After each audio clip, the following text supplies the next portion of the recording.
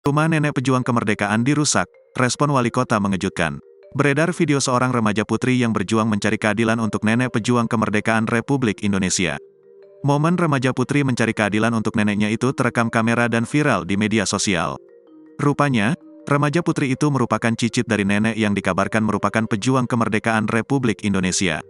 Remaja putri yang diketahui bernama Fadia itu meminta bantuan Presiden Republik Indonesia, Joko Widodo untuk menyelesaikan kasus rusaknya rumah neneknya.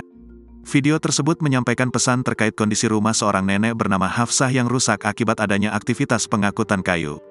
Narasi di video tersebut menceritakan kondisi rumah nenek Hafsah yang rusak dan tidak ada tanggung jawab dari perusahaan meskipun rumah tersebut sudah pernah didatangi langsung Gubernur Jambi Al-Haris pada Jumat tanggal 9 September tahun 2022.